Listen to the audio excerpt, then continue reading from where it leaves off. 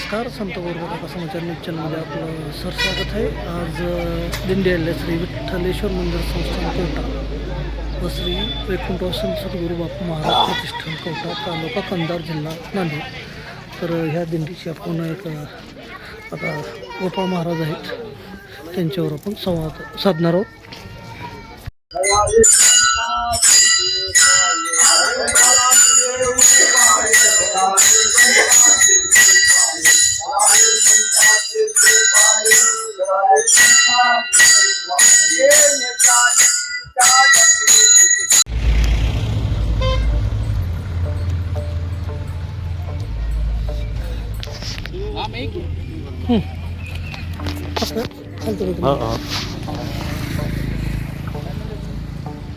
इकडे अलीकडे.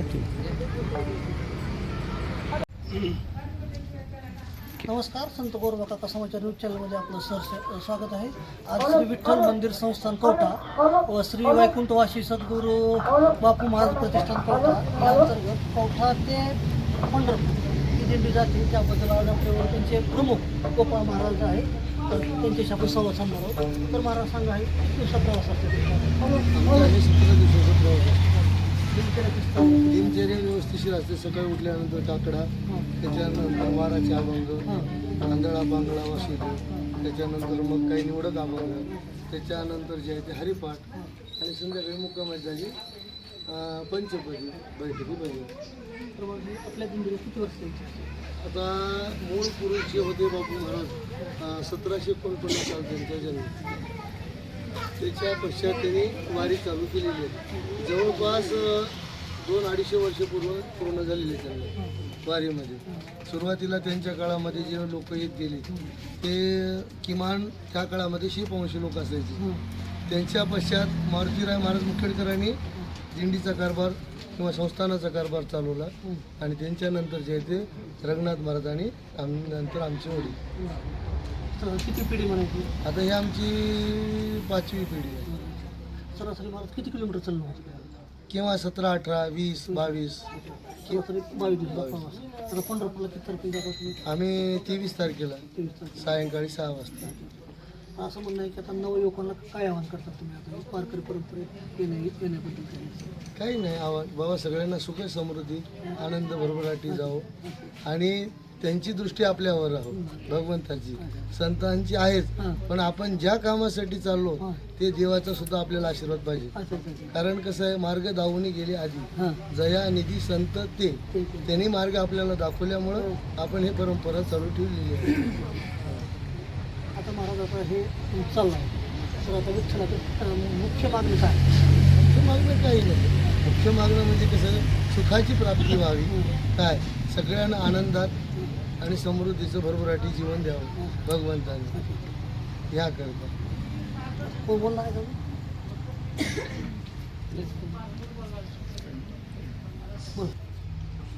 बोला. माझं नाव आहे संदीप आसनेवाड. मी ही दिंडीमध्ये 20 ते 22 वर्ष झालं येतोय. माझं या दिंडीमध्ये आलं तेव्हापासून माझं अगदी बरोबर चालू आहे.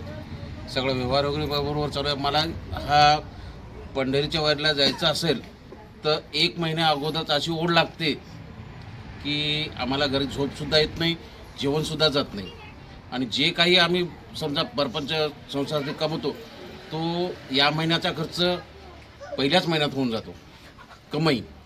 म्हणून या वारीला आमची आतुरतेने वाट वाहते. आषाढी एकादशी केव्हा येणार आणि आम्ही केव्हा पोहोचणार तिथं. आणि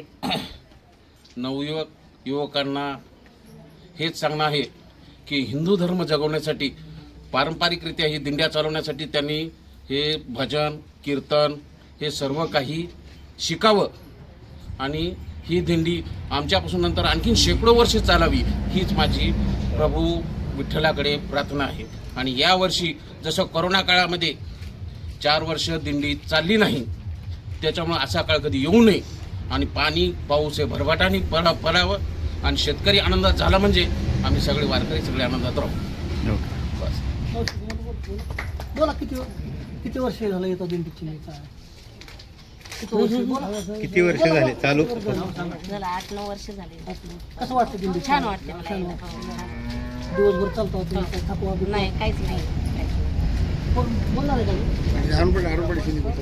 व्यवस्थापक जे आहेत अरुण पाटील शिंदे दिग्रसकर, हे काही तुम्हाला 4 शब्द सांगतील. हे पहा काय नाही आपली दिंडी किती वर्ष झाली? किती वर्ष चालवले आपण काय नाही त्या पद्धतीने बोला माहिती ही दिंडी जी आहे ही मराठवाड्यातली माझ्या मते सर्वात प्रथम दिंडी निघालेली आहे. कारण का या दिंडीमध्ये आमचे आजोबा पंजोबापासून दिंडी जाते आणि मला जवळपास या दिंडीमध्ये 30 वर्ष झाली. ही माझी 30वी वारी आहे. 1996 वारी होती आणि त्याच्या अगोदर आमचे आजोबा जाते.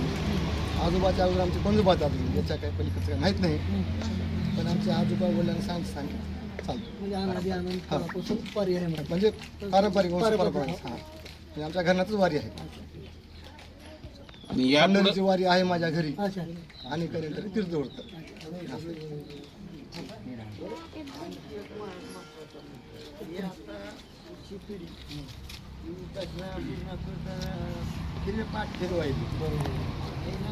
त्याच्यासाठी ही कशी संप्रदाय केली त्याच्यासाठी काय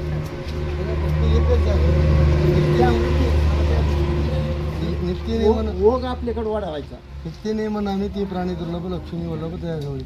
वंश परंपरा जशी आहे तशीच त्यांनी पिढी टिकवायला पाहिजे आणि आणि सतत त्यांनी नामस्मरण केलं पाहिजे घरी रात्रंदिवस. जसं आई वडिलांनी सेवा केली तशी मुलाबाळांनी करायला पाहिजे. बरोबर आहे. पण आज काय व्हायला लागलंय तेव्हा का 3च बसणे आहे तिथे टाळकरी आमच्या 3च. मग पुढे कसं व्हायचं? 50 टाळकरीचा 3वर आलाय. ह्याला काय करायचं हे माझा मुद्दा आहे. आणि ही जागृती करून संप्रदायात कशी वाढायची हे महत्त्वाचं आव्हान आहे बरं का तुमच्या पुढे. म्हणजे आपल्या सगळ्या पुढं काय तुम्ही तशी जागृती करा ना. जागृती करा. पहिलं कसं गावात मंदिर असायचं, पोथी, हरिपाठ होते. आता तसं राहिलं नाही ना. 25 वर्ष झालं या वारीमध्ये येतो. भजन, अभंग, काका, हरिपाठ, पाठांतर बोलायचं. पुढे बोला. काय नाही येत ऐकू. समोर बोला. येत ऐकू. आमची आई वडील पंढरपुरात जात होते. तुळस नव्हती, मग त्याला अभंग रचिले. हसत खेळत बाई मी लाविली तुळस, तुळशीची मूळ माझ्या विठ्ठलाची कुळ. हसत खेळत बाई मी लाविली तुळस, तुळशीला आली पान माझ्या विठ्ठलाची कुळ. हसत खेळत बाई मी लाविली तुळस, तुळशीला आल्या मंजुळा घालू विठ्ठलाच्या गळा. हसत खेळत बाई मी लाविली तुळस, एका देणार धरी तुळशीला घाला पाणी म्हणली. आमच्या गळ्यात माळी नव्हत्या, तुळस बघायला नव्हती. आता आम्ही चांगले झालो आणि वारकरी झालो आणि मागं लिहायला सांगत राहिलो की हरिपाठ घ्या, शिक्षण शिका. माझं नाव अपाराव आहे. मी एकटाच दिंडीमध्ये आहे. माझ्या गावचं कोणीही माणूस नाही. किती वय आहे तुमचं? 81 वर्ष. अरे वा. होय होय वारे करी पायी पायी रे पंढरी. बघा इथं 81 वर्षे सुद्धा आज आपल्याला 40-50 मिनिट चालता येत नाही. तर जवळपास ही आज 300-350 किलोमीटर चलत वारी करणार आहे. जवळपास 17-18 किलोमीटर फिरणार आहे.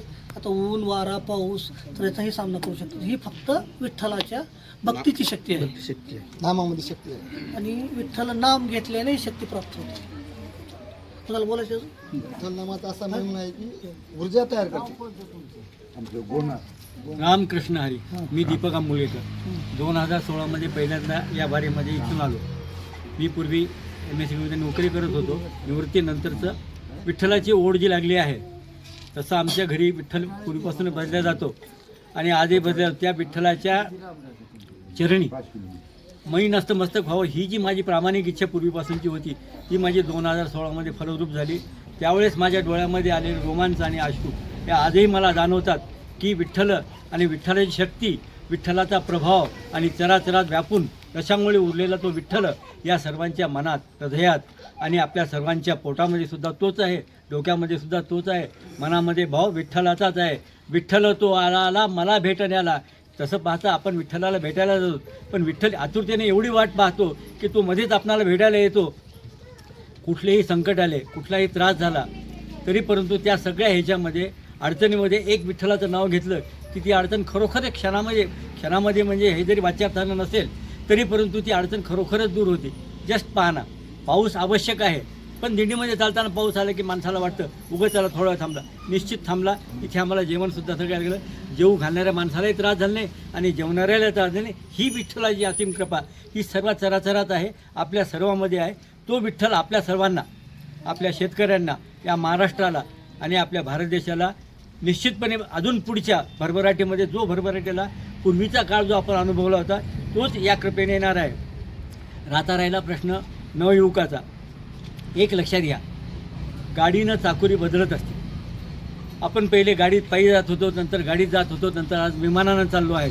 या सगळ्या ह्याच्यामध्ये आपला आत्मा कुठंच हरवलेला नाही, आपल्या युवकांचा सुद्धा आत्मा हरवलेला नाही. तो त्याचं प्रेम वेगळं असेल, त्याचं कृती वेगळी असेल, पण हिंदू धर्म, देश यासाठी तो उठणारा माणूस आहे. म्हणजेच तो विठ्ठलाची सेवा करतोय. देशाची सेवा म्हणजे विठ्ठलाची सेवा, विठ्ठलाची सेवा म्हणजे देशाची सेवा, आणि देवाची सर्वांची सेवा म्हणजे गावाची सेवा. आणि हेच सर्वांनी आपण मानावं. विठ्ठल विठ्ठल विठ्ठल रामकृष्ण. रामकृष्ण हरी. धन्यवाद. सर्वांचे आभार.